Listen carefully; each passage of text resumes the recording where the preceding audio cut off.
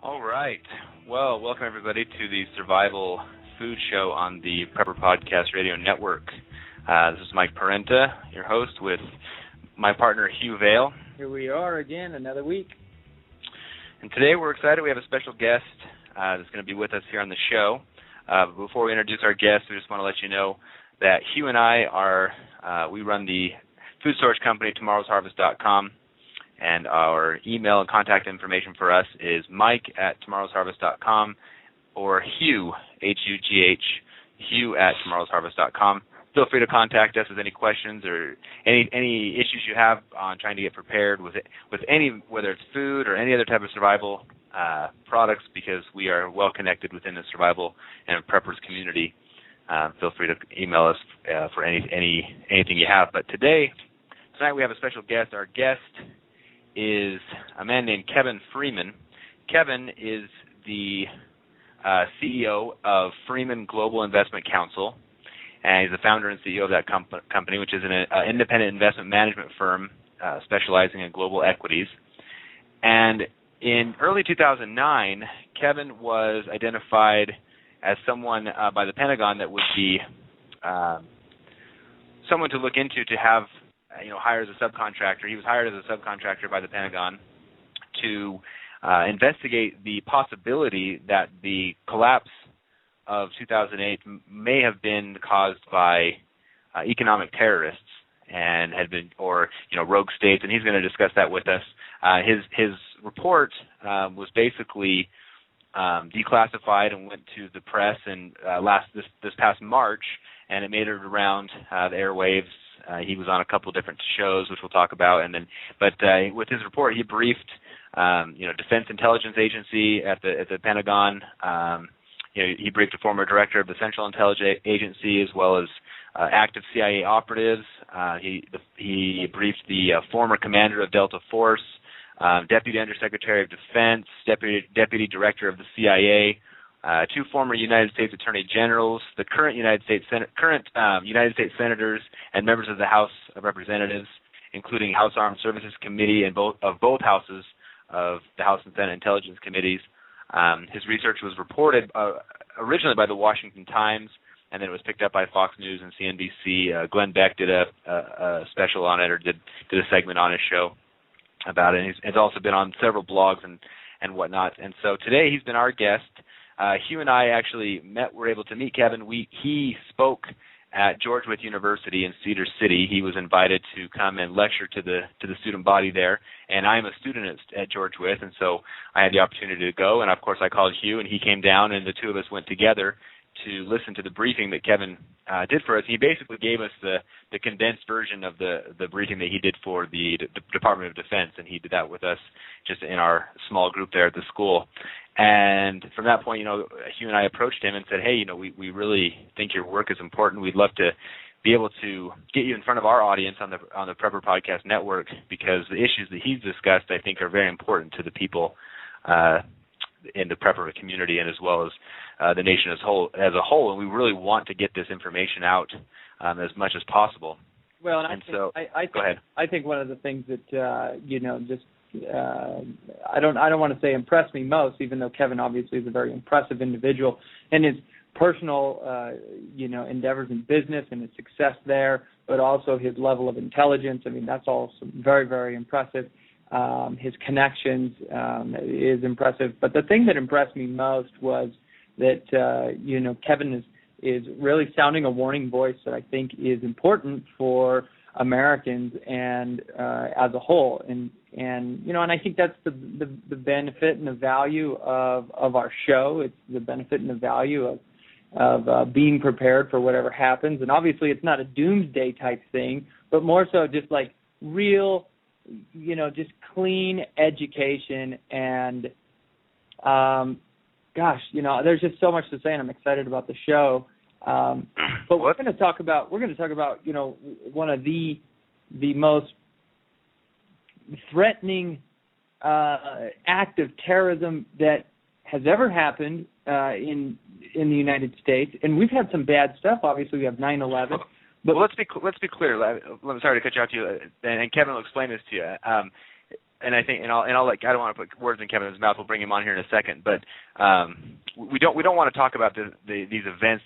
It's still a hypothesis, and Kevin has admitted that this is just a hypothesis that needs further study. So we don't want to speak of this event, of these things, as though they're fact. That there was no smoking gun, and again, I'll let Kevin explain that. But that's not the point. I think is the point really is just that, to raise awareness and understand that there are some serious issues that need to be looked at, and to lobby Congress, lobby the Pentagon, lobby the White House to look into these and spend the resources and use the resources that the United States government has at its disposal to really get to the bottom of this and to prepare. So with that, let's just get right into this, or not wasting any more time. I think Kevin is on with us. So Kevin, are you there? I'm here. Yes. Let me give you a few minutes to go ahead and introduce yourself and just what your background is and what your specialty in your field has been, and then from there just tell us how you came about this endeavor, or as far as how is it that the Pentagon came to contract out to you to do this study. My background is I'm an investment manager. I've been managing money since 1983, working for another. Actually, I did some research for one of the founders of George Wythe, a man named Bill Doty, back in the early 80s. And then I went to work for a man named John Templeton in 1990 and worked for him for 10 years and built up a multi-billion-dollar private client group. Got the honor of writing a business plan, and John Templeton's a real hero of mine.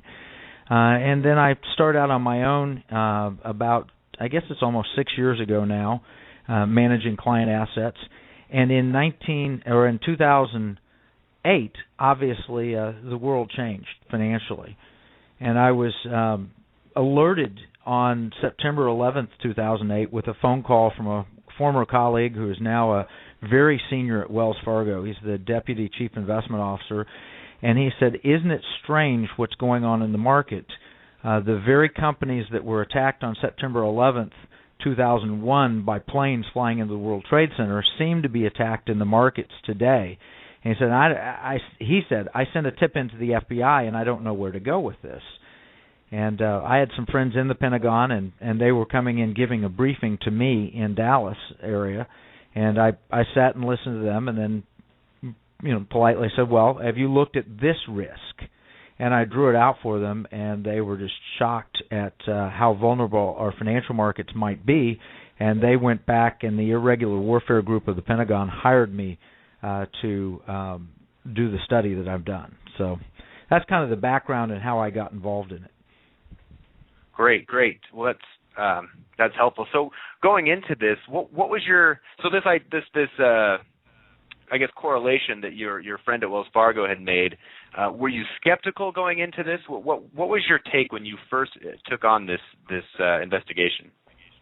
Well, I wouldn't say skeptical, because there was clearly something unusual going on in the markets, and my friend is highly credible. I've known him for a long time. He's not one given to conspiracy theory. So I gave it a fair consideration. But I did not expect, when I studied it, to find that our government was lacking intelligence around this topic. That's what shocked me. On September 11th, 2001, the 9/11 Commission looked in great detail at the possibility that Osama bin Laden and others had sold short airline stocks and other companies in order to profit from the attack that they did on the World Trade Center. And there was a lot of the 9/11 Commission report dedicated to this, and their official finding was that had not taken place, and their comfort factor was driven by the fact that they said, well, our markets are so transparent, we would have seen it if it happened. Now, since then, peer-reviewed academic studies at University of Illinois and Charles Sturt in Australia and University of Zurich and other places have questioned their findings, and they've actually found evidence that there was premeditated insider knowledge type trading, negative on selling short airlines and so forth. But there was nothing that actually tied that to bin Laden. But the point was that's in dispute, but it was looked at, and it was looked at intensely by our government and by these academic institutions. Now, that was when the target was a building. When our markets collapsed in 2008, no one was looking intently at the possibility of financial terrorism, although a few people blogged, is this financial terrorism? Because it was seemingly obvious as a possibility, because the very firms that were under attack were in United States investment banks, the same ones that were under attack in the World Trade Center, and we'd had a decade of Osama bin Laden telling us, I'm going to bring down your financial system.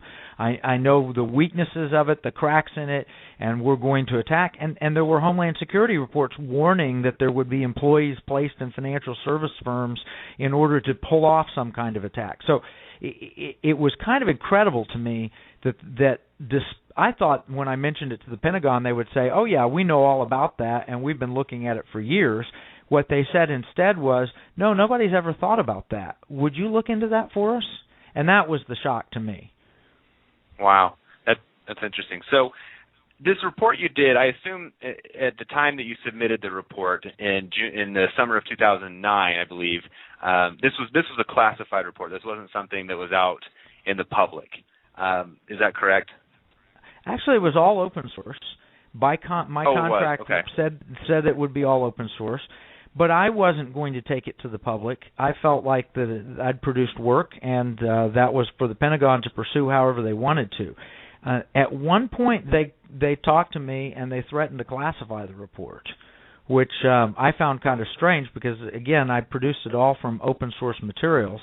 But we worked around that issue, and because we worked around that issue, I was told that they were going to do a second study and a third study and so forth, and of course those never materialized. And then someone in the Pentagon took the information and sent it to the press somewhere in the March time frame of this year, February-March time frame, when it hit the press. And when it hit the press, then all of a sudden people started taking notice and interest, because it's an interesting topic and it's worthy of discussion and should be in the considerations when we do things like Dodd-Frank and others. We need to look at how do we guard and safeguard our financial markets.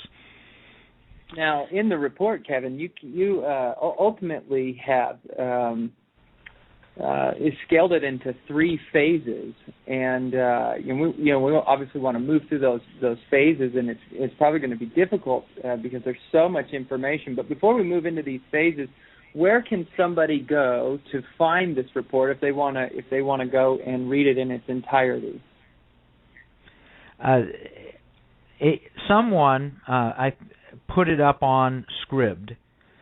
And I've looked at it. I haven't read page by page to make sure that that's the complete report, an accurate report, but I assume that it is. So you can Google my name, Kevin Freeman, Economic Warfare Risks and Responses, and you'll find a Scribd place that you can download. Now, I've heard that people have had difficulty printing it from that website, and so I put it up on my website, which is freemanglobal.com, and then there is a tab for recent articles, I believe it is, and it's the top entry. And then down that list, I had never planned on going public with this, and so when it came out, I just started collecting the interview by CNBC and the interviews by Ron Insana and Glenn Beck talking about it and so forth. So on that tab, I put links to where you could download the copy of the report and look at it. And there's a provision there that's for your own personal use. You're not going to reprint it and sell it and things like that. But that's there. And then you can see the links that you all, I think, Mike and Hugh have seen of the various interviews. So freemanglobal.com, recent articles tab. Gotcha. Okay. So as Hugh said, this was broken down into 3 phases. The first phase had to do with oil speculation and the high oil prices that we saw in 2008, and then the second phase was the bear raids and the credit default swaps, and basically the actual attacks that happened to Bear Stearns and Lehman Brothers and others.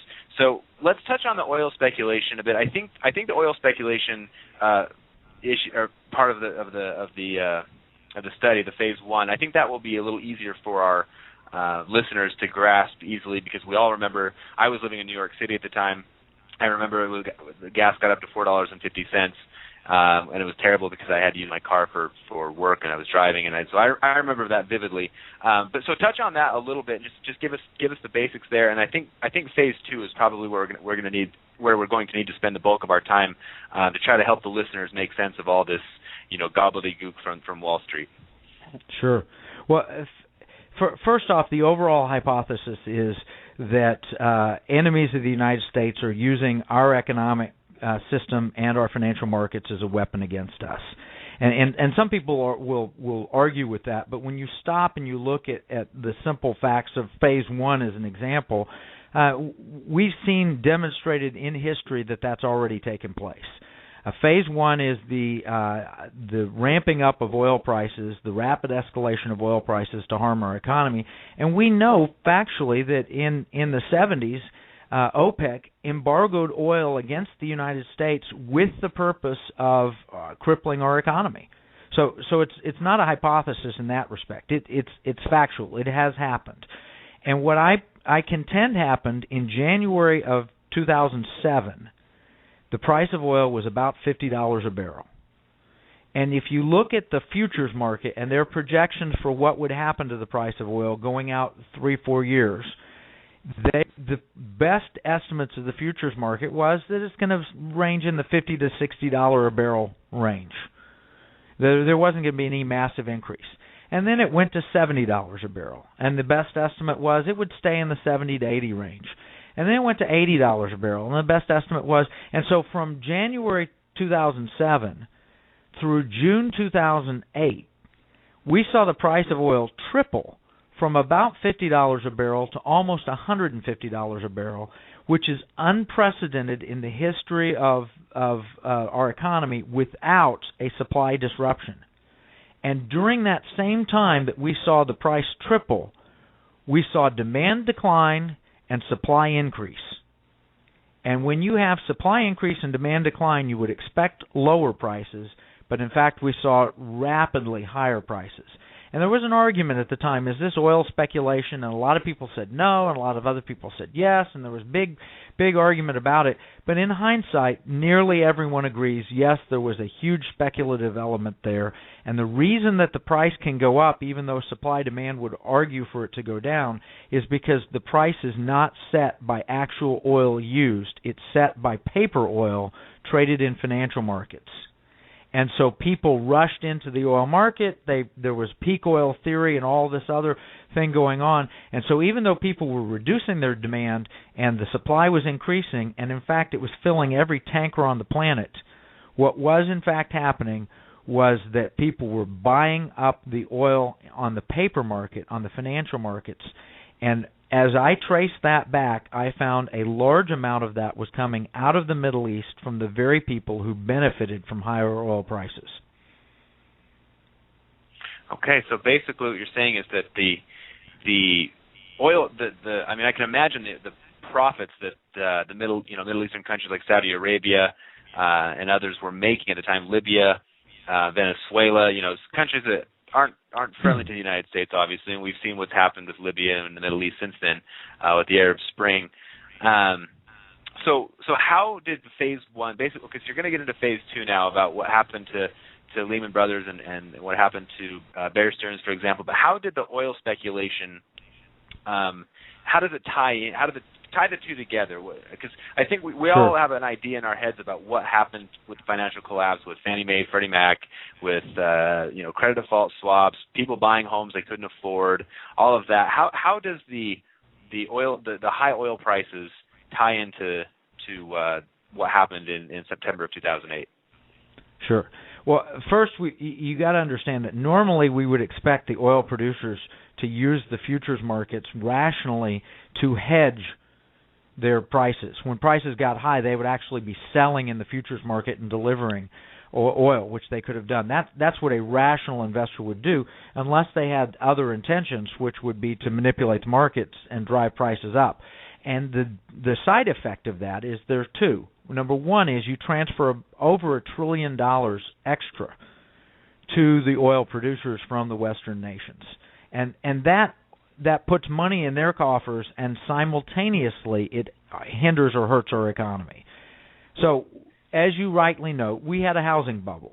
People were buying more home than they could afford because the value of housing was rising, and they could flip houses and they could do all sorts of things. So there was no doubt that there was a housing bubble and there were issues in the economy going on. If you then take the idea that the economy is slowing down and entering recession, which it was, partly because of the high oil prices, and then you add to the complicating factor, so you're driving around in New York, you bought too much house, and you've got to make your house payment, you're sitting there and you've got a choice. I either pay for my gasoline, or I make my credit card payments, or I make my mortgage payments. Historically, economists assume that you would make your mortgage payment because you cannot afford to lose your house. But in reality, what we saw in 2008 is people actually favored their credit card payments because they were living on credit, and they had to pay that so their cards didn't get cut off, and they paid their gasoline so they wouldn't lose their job, so they could get to their job. So what you had was that exacerbated the housing crisis. It made the people who bought too much house even worse off financially, and caused a serious blow to our market.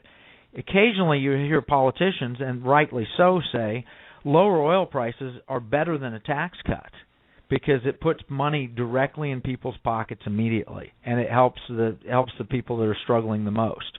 And conversely, higher oil prices are like taxing the people who need it taxed the least. So it was a drag on our economy, a serious drag on our economy, and caused people to pull back in other spending, other consumer spending, housing spending, and so forth. And so that just exacerbated an already difficult problem. So that ties in to making us, we were already vulnerable at some point, but it just deepened the recession and simultaneously caused commodity price inflation that was a type of stagflation of its own, similar to what we had in the 1970s. Gotcha. Okay, so then basically it was like a 1-2 punch. The phase one was the setup jab, and then phase two would be the right cross that would take us out, at least try to take the financial markets out. So here we are, September 2008. I read Andrew Sorkin's book about Too Big to Fail. I've seen how that all played out. A very interesting book. Walk us through September of 2008, and then what followed in October with TARP and the bailout, and how did that? What did your study? What did you find with that? Well, if we could back up just for a second to February, I think it was February 2008, the failure of Bear Stearns. Oh, correct. Yeah, and Bear that Stearns is was the first. Bear Stearns going down, but they got bought out by J.P. Morgan Chase rather quickly, and they got shuffled. But Bear Stearns' problems began with subprime, and they began with a couple of hedge funds that they had that were overly invested, and so they were over leveraged. They were highly speculative, and so there was a run on Bear Stearns.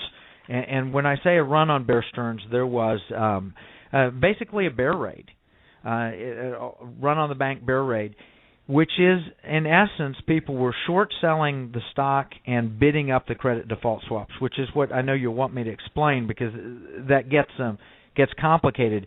But that was the first indication of what was to come in September. And so maybe it's a good point for me to explain what short selling is, naked short selling, and credit default swaps. Okay. Well, and I just want to point out, too, that this idea of Bear Stearns, what you're going to explain and how that happened, this isn't something that you talked about. Andrew Ross Sorkin, who, if you look him up, he's one of the, for our listeners, Sorkin is one of the, he's an analyst on CNBC, or he actually is hosting on CNBC now, but he's also a writer for the New York Times. He wrote a best-selling book called Too Big to Fail, and HBO just turned that book into a movie about the financial collapse and everything. And he wrote about it in the New York Times. He asked the question: did Bear Stearns fail, or was it murdered? And he talked, and then he went through this whole thing and talked about it. And so he arguably, for at least I can't speak for Kevin, but for me, I know that Andrew Sorkin is not on my political side of the aisle, I would say. But so it crosses, this idea crosses both lines. I've heard this from both sides. Obviously, I've heard it from people on the right, but I've also heard it from people who are more liberal talking about this. So it doesn't have to be necessarily an agenda-driven hypothesis. So go ahead and tell us about the credit default swaps. Yeah, now this is not a hypothesis. This is validated, as you mentioned, Andrew Ross Sorkin. George Soros said the same thing in a Wall Street Journal op-ed in March of 2009. What happened to Bear Stearns and later Lehman Brothers and AIG and Fannie Mae and Freddie Mac, these were bear raids. No, plain and simple. Did it fail or was it murdered? The reality of it is and where I would differentiate from Sorkin and Soros, and it's only a slight distinction, they would say that hedge funds and rational economic players attack these firms for profit. My question is, could the same mechanisms have been used by enemies of the United States with the intention of harming our economy? And that distinction is a simple one, but it's a frightening one, because at some point, if you're a free market economist, you believe those things will work themselves out, and maybe credit default swaps should be banned, which Soros has said, and Buffett and so forth. But it becomes even more serious if there are non-American players trying to destroy our economy using the same mechanism. So let me explain the mechanism. A traditional bear raid on a company going back to the 1920s would be that you go in and you spread rumors about a company and say they're going to default. You panic the investment community about the company, and then you sell short the stock. And that's illegal. The spreading rumors part's illegal. The selling short's not illegal. Selling short is essentially a way to profit from the decline in value of a security, of a stock.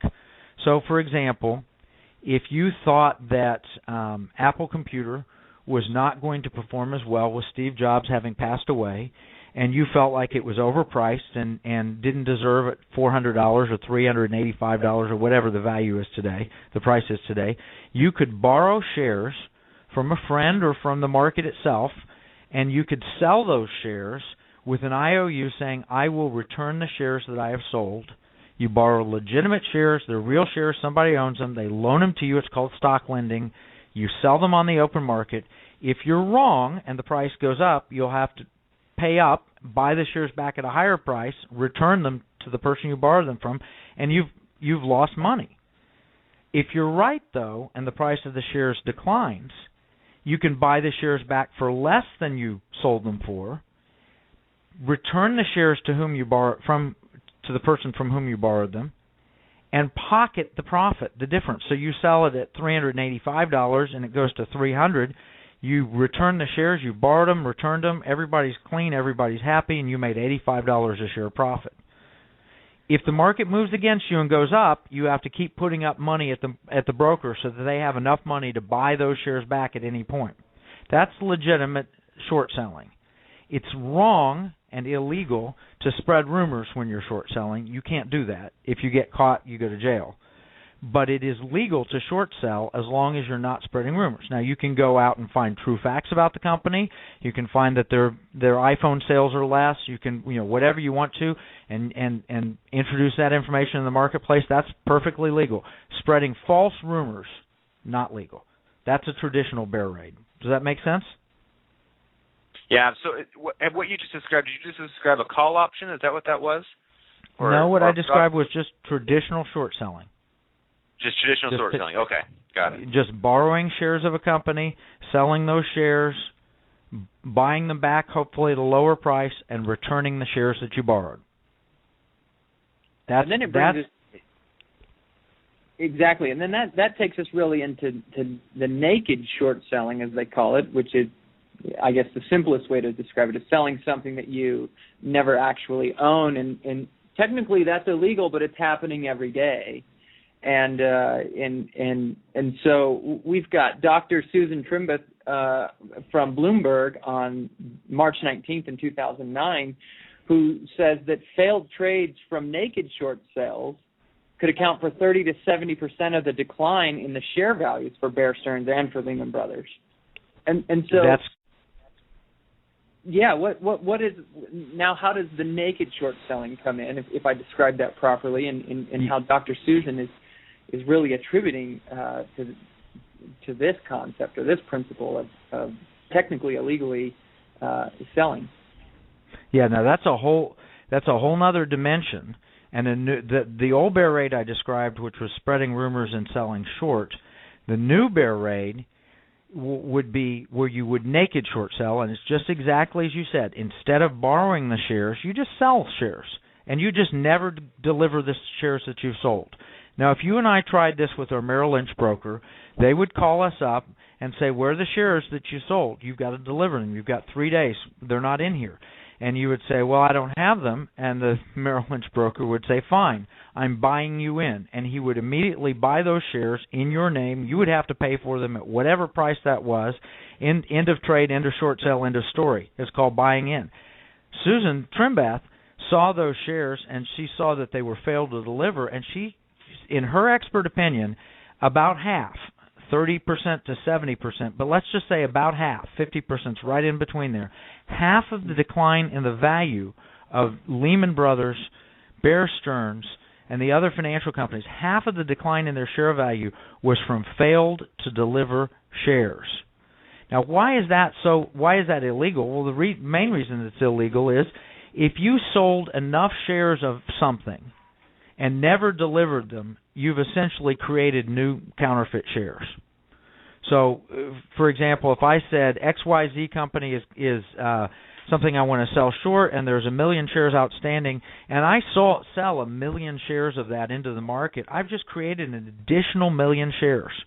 Those are counterfeit shares. If I never deliver them, it creates a panic in the marketplace because they see all this new supply coming in. It decreases demand because on Wall Street it's a unique creature. When the price goes down on Wall Street, people want less. It's kind of ironic. If the price goes down at a department store, people will buy more because it's a sale. On Wall Street, when things go on sale, people want out. Get me out of here. The price is going down.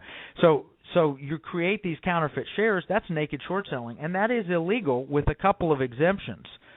But for the most part, that's illegal to do. It's counterfeiting and creating false shares, and it's a serious problem.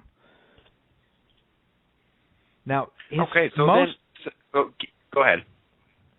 Most people feel it's a if you get to an academician or an economist, they'll say, well, it's a self-resolving problem because self-correcting, because that broker is going to notice that you've sold those shares short. There will be IOUs, and at some point you're going to have to buy those shares back to cover and get your money out.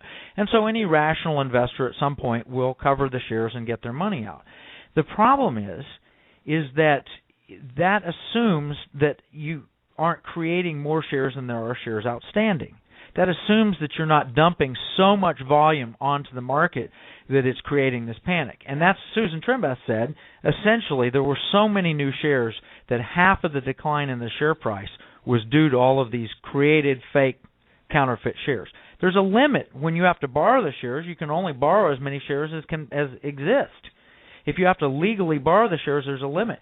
So there's historical examples. I think one company called Global Crossings, where one gentleman was tired of all this, so he bought all 100 million shares outstanding. Now, granted, it was a penny stock, and he bought every share outstanding and then watched over the next several days as more than the number of outstanding shares. He filed with the SEC, I own all the shares of this company, I'm the owner.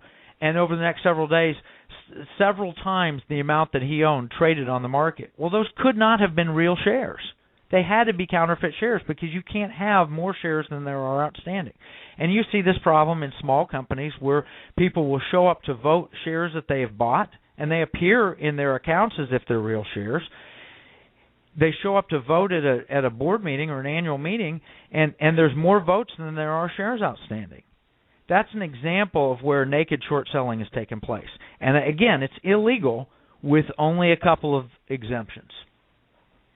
Well, so now we've got here we are talking about some of the greatest, banks and investment firms that are out there, and they're starting to unravel. We've got the naked shorts that are going on, in September 9th, that week of September 11th. On the 11th. And in 2008, so we've got naked short sales that are going on. We've got the credit default swaps that are increasing. We've got a lot of things where Barclays Bank comes in and they reject the purchase of Lehman's, and the global stock market starts collapsing. And all of a sudden now we really start seeing this domino effect. And is there a quick commentary that you have on, I mean, these credit default swaps? I mean, these are scary things, and you know, we even have Warren Buffett who's calling such derivatives, you know, similar to a financial weapon of mass destruction. Yeah, and remember that the old style bear raid was you sell short and you spread rumors. The new style bear raid is you naked sell short, and how you spread rumors is through credit default swaps. And a credit default swap is essentially insurance that a company or a country is not going to default on their loans. And so, for example, if you loan money to Greece, you say, well, if they default, then I lose all my money. So you go to the market and you buy a credit default insurance, for lack of a better term, that says if they default, somebody else is going to pay me what they would have owed me. And that, in theory, sounds pretty good. The problems with the credit default swap market are threefold. One is it was created in an unregulated market, just as private transactions. Number two is you were able to buy insurance on people that several times over, so that if you loan money to Greece and you bought credit default swaps, 5 credit default swaps for every dollar that you had loaned out, you actually were better off if they defaulted than if they didn't default. And you didn't even have to loan money. You could buy credit default swaps on someone, insurance that they would default on their outstanding debt, and you might not have even loaned the money, so you have absolutely no interest. That's almost tantamount to buying fire insurance on your neighbor on your neighbor's house when you don't own it, and then setting fire to it and collecting the insurance. You shouldn't be allowed to do that. And the third problem is that I don't think when you we are allowed to. Pardon me? I don't think we are allowed to do that. You're not allowed to do that. You're not on fire insurance, but you are in credit default swaps. Yeah, that's right. Yeah, exactly. So the third problem is it's insane. Yeah, well, it gets more insane because the third problem is that the more you buy, there's a limited supply of people willing to insure debt. The more credit default swaps you buy, it looks like the debtor owes more than he actually does, and you're actually able to ruin his credit by bidding up the credit default swaps. Can you hear me? So basically what you're saying is because it's like everybody in the market sees that everybody else is buying these credit default swaps on a company, for example, or a sovereign wealth fund or whatever it may be, and so they just kind of assume, well, if everybody else is buying these, then they must be bad. Everybody's trying to insure themselves, or everybody's trying to, betting. It's almost like Vegas, like betting on at the sports betting, betting at the World Series, and everybody's betting this way or that way, depending on on what the consensus is and what's going to happen in the sporting contest. And now, of course, that isn't going to affect a sporting contest because nobody has any control over it. But the people who are invested in a company, and if everybody's invested in, say, for example, in Bear Stearns, I think is what you're saying, people who are invested into Bear Stearns see that credit default swaps for Bear Stearns are going like hotcakes, selling like hotcakes. They're going to pull their money out, and if enough people pull their money out, not only out of their stocks, but pull it out of the bonds and pull their just all of their money out of their, it's basically a run on the bank, and that's I think what you're saying is what happened to Bear Stearns and what happened to Lehman Brothers is there was a panic created through the naked short selling and the credit default swaps, and it created that created a run on the banks basically. Essentially, yes, and it doesn't take that much money in credit default swaps.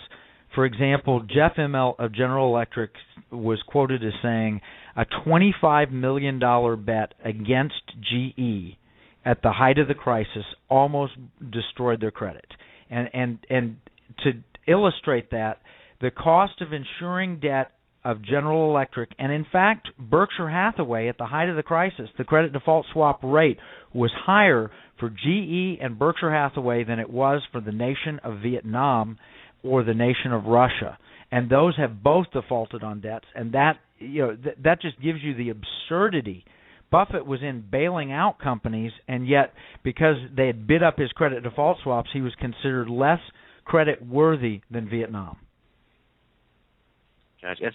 And so how does this tie into you mentioned that the difference between what your view on this matter is and what the view of, say, George Soros or Andrew Ross Sorkin were in this event is that they thought it was just people, savvy investors trying to game the system, hedge funds, whatnot. Where is your research taken you to believe the root cause of this, a possible root cause for all of this, these credit default swaps and whatnot? Well, first off, let me say, without equivocation, and after numerous discussions, it is impossible to deny that it could have been done by financial terrorists, by others wanting to harm our system. It's impossible to deny it. It could have been done. I mentioned in the 9/11 Commission findings that bin Laden did not short sell airline stocks was based on the idea that there was such large amount of transparency that we would have been able to see it if he'd done it. They didn't deny that he could have done it. They denied that he did it because of the transparency. Our markets are no longer transparent, and that's a whole other discussion as to why. But on the days when you see high-frequency trading algorithms that account for 70% of the trading on the New York Stock Exchange, you see dark pools and hedge funds and funds of funds and everything else. We didn't even know who Bernie Madoff's customers were because of this lack of transparency for months. So the assurance that there was transparency is why the 9/11 Commission said bin Laden did not short sell then. That transparency is gone, and it is undeniable that if he had chosen to attack our markets using this mechanism, that he could have done it. Now, what I did was a motive, means, and opportunity analysis. The motive was clear. I took it back, traced it back to direct public statements. I traced back individuals connected to Al-Qaeda, the Golden Chain. I traced them to U.S. financial institutions. I traced it to direct trading activity, where the trading went directly. And we have so much data suggesting that these were unusual trades. In terms of motive, we know that Al-Qaeda had the intention and the motive to bring down our market. We even have the Chinese PLA in documents dating back to 1999 claiming the best way to attack the United States is by crashing our stock market. And they said the tools they would use would be the tools of a George Soros. We also have contemporaneous findings that the traditional players were not short-selling or pressing their bets. They were not trying to collapse our market system, because at some point, if you're a U.S. hedge fund, you don't want the U.S. economy to completely collapse. You want to go after weak companies, yes. You might even go after somewhat strong companies, but when it gets to the point where you're concerned that you're going to collapse the entire system, and in fact, the pushing of credit default swaps, they're only as good as the insurer on the other end. The insurer on the other end, for the most part, was AIG. You weren't going to get out of those. You weren't going to get paid off on that. So these were people who had more motive than just getting paid off or making a profit. This pushed the financial system to the brink so much that a traditional player would look at it and say, I may never get paid out of these positions. Unless the government had stepped in to protect AIG, they would not have gotten paid off.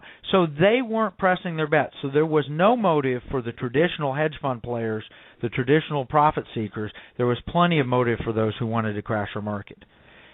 That's motive. In terms of means, sovereign wealth funds had multiple trillions of dollars. They had the know-how, and they actually had a special transaction created for them by Barclays in 2007 called an Arbun transaction that would allow a Sharia-compliant fund to basically naked short sell. And so that legalistic framework under Sharia allowed them. I'm not saying they did it. I'm saying they had the means, they had the capability, they had the money. And then the opportunity was created by the fact that credit default swaps were unregulated. We weren't enforcing naked short selling. The uptick rule had been abandoned, and our system was extremely vulnerable. So I did analysis, motive, means, and opportunity. But the one undeniable truth of it is it could have happened. Now the question is, were they smart enough to do it? And I can show document after document after document where they were not only smart enough, they were aware of the vulnerabilities. And in fact, bin Laden, when he was killed, was found with documents using a similar plan to attack Europe And what do we see going on in Europe? We see attack on their financial system, so much so that the European-wide, they've banned naked short selling and naked credit default swaps, trying to shore up the system. But at this point, the weaknesses have been exposed, and there's a run on the banks, run on the country now, not just the banks, the run on Greece, the run on Italy, run on France today.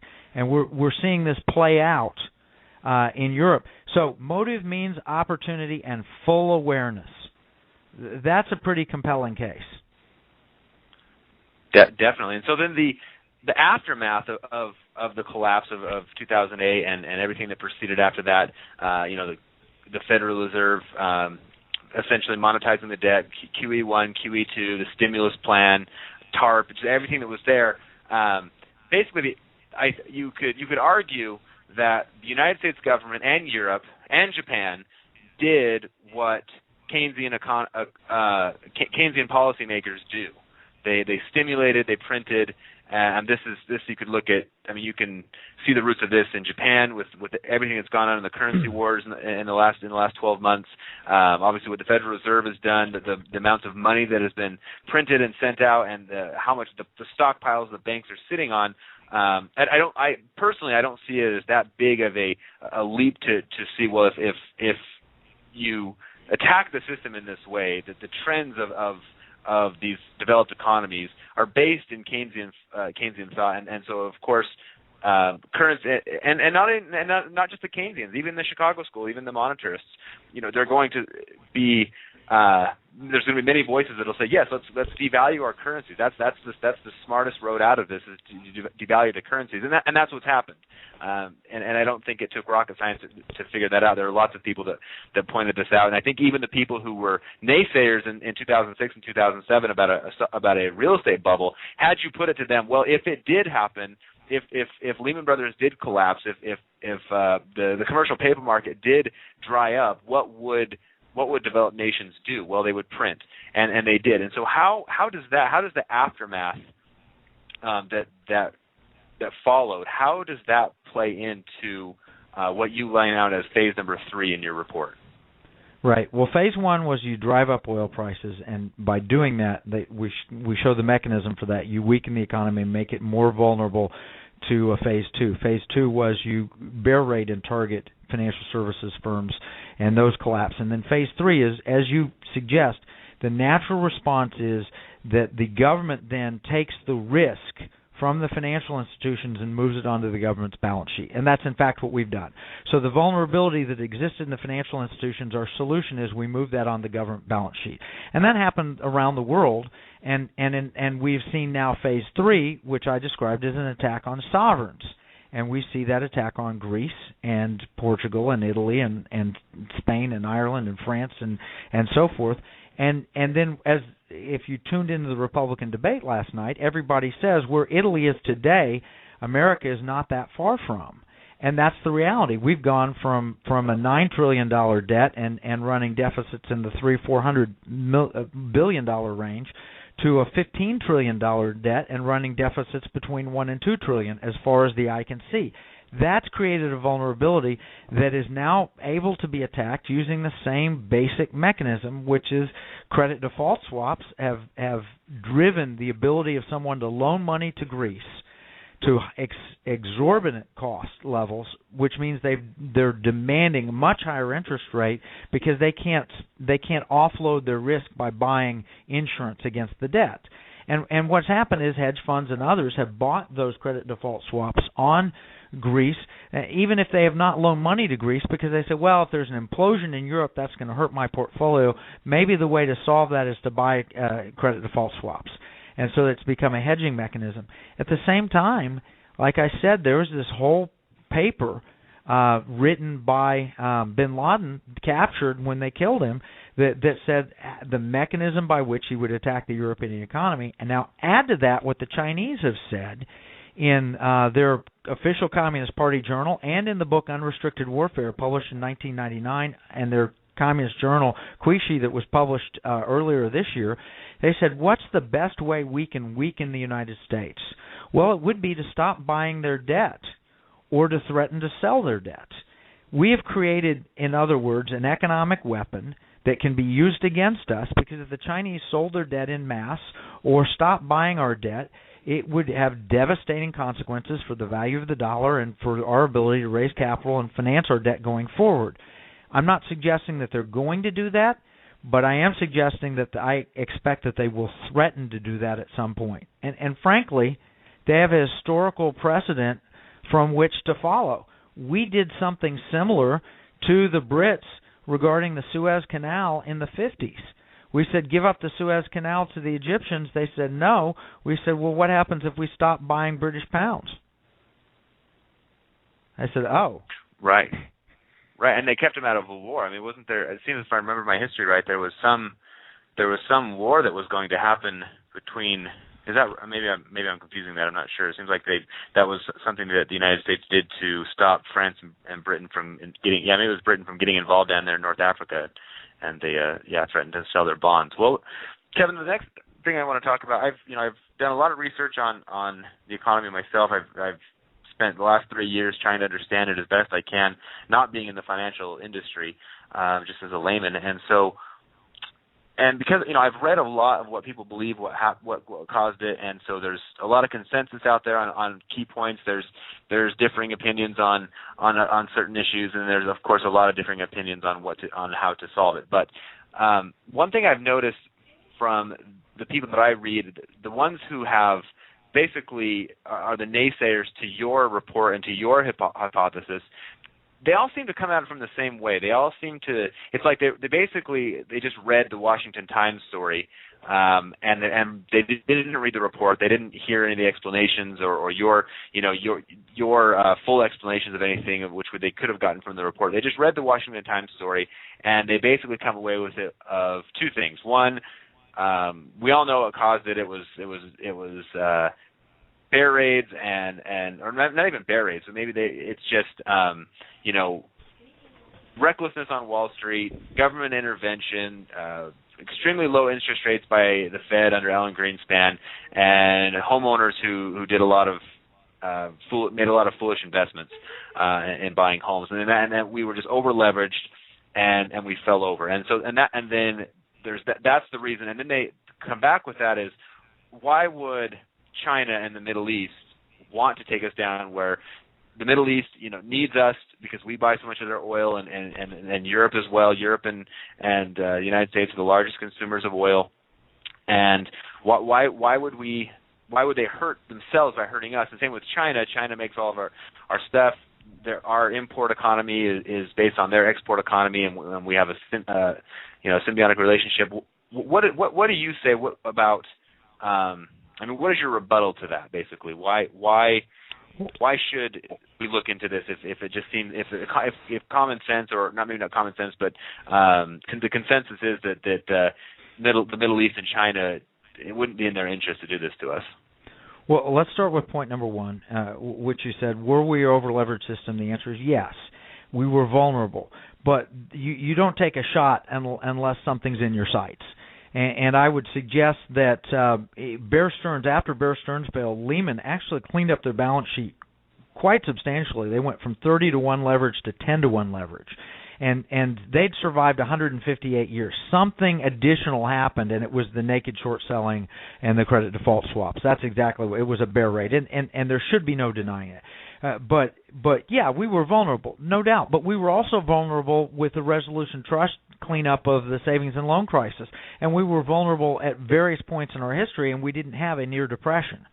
So my contention is that of course we were vulnerable, and I don't deny that at all. It was just that the vulnerability was exploited against our interests. The second argument is a different argument. It is they would never do this to harm us because it would harm them. And I had this happen. The head of Foreign Affairs, publisher of Foreign Affairs magazine, at a cocktail party in New York, asked me that. He said, "Why would the Chinese ever do this?" And I asked him, "Which Chinese?" And he stopped and he says, "That's a very insightful question." Because he knows as well as anyone else that's studied that China is not monolithic. You have competitive factions. The PLA is one faction, and the PLA at one time had purportedly gone to Chairman Mao and said, we could have a thermonuclear exchange with the United States and lose 100 million people. Should we do it? and Mao considers it. The question is that PLA, if their goal is to win global dominance, they can suffer some short-term losses to achieve long-term objectives. The business person wouldn't want to do this, but the business person isn't in control in China. What's in control is the Communist Party and the PLA. Business person has a say, but they're not in control. So maybe some people have non-economic motivations, and I would suggest the Chinese either have non-economic motivations at points or they have very long-term motivations. In terms of Al-Qaeda, what's less economic than strapping a bomb to your kid and sending them into a crowded marketplace? Yeah, definitely I can see on the Sharia. Well, Kevin, we're just about out of time. I want to thank you for being on the show. It's been very insightful. We hope to have you back sometime, as we watch what's going on in Europe play out. I'd be really interested to hear your insights on Europe and as we see this unfold. But it's been a pleasure. We appreciate your time, and we hope to hear from you again. Yes, thank you, Kevin. And thank you. Enjoyed it. We've been here with Kevin Freeman, and has been our special guest today, and we've got a lot to talk about. We could just run shows and shows and shows off of this one topic right here, but we really recommend you go out to Google and Google Kevin Freeman and the global economic warfare, and you're going to find a lot of great information. You're going to find more details than what we could cover in this short little show, but Kevin, hope you come back with us. And again, this is Hugh and Mike at Survival Foods is the name of our radio show, and you can always email us, or you can go to our website, which is tomorrowsharvest.com. Hey folks, thanks for listening. If you'd like to learn more about the topic of economic terrorism, Mr. Freeman will soon be releasing his newest book, Secret Weapon: How Economic Terrorism Brought Down the U.S. Stock Market and Why It Can Happen Again. It's available January 17th where books are sold. Pick your copy up today and spread the word.